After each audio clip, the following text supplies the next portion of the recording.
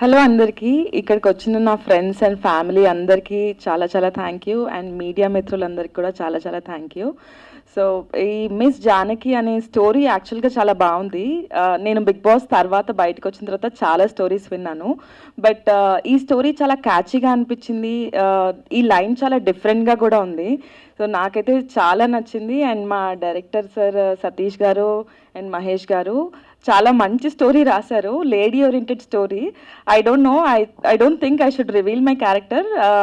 నా హైట్కి నా పర్సనాలిటీకి కరెక్ట్గా సెట్ అయ్యే క్యారెక్టర్ మాత్రం రాశారు, అందుకే నాకు చాలా నచ్చింది character. So yeah, miss Janaki title అంటే డీజే తిల్లులో రాధిక ఎంత ఫేమస్ అయిందో జానకి కూడా అంత ఫేమస్ అవుతుందని చెప్తున్నాను. So yeah, I just want to tell something that మన తెలుగు ఆడియన్స్ హలో అంజీ బాగున్నారా అన్న, నేను ఇక్కడ రాదు, నాకు తెలుగు రాదు అనే అమ్మాయిలనే ఎంకరేజ్ చేస్తున్నారు. But it's not like that అండి. తెలుగు అమ్మాయిలు కూడా చాలా బాగుంటారు, చాలా అందంగా ఉంటారు. Please everybody encourage Telugu audience. Media అందరికీ కూడా చెప్తున్నా, not only media, like Telugu పీపుల్ని ఎంకరేజ్ చేయండి, తెలుగు టాలెంట్ని ఎంకరేజ్ చేయండి. Thank you so much.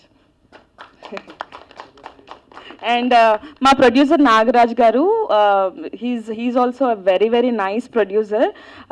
నాకు ఈ ఆఫర్ ఇచ్చినందుకు చాలా ధన్యవాదాలు. ఈ మూవీ డెఫినెట్గా సక్సెస్ఫుల్ అవుతుందని చెప్పి నేను మనస్ఫూర్తిగా కోరుకుంటున్నాను. అండ్ మీ అందరి సపోర్ట్ డెఫినెట్గా ఉండాలి, audience, media and everybody. Thank you so much.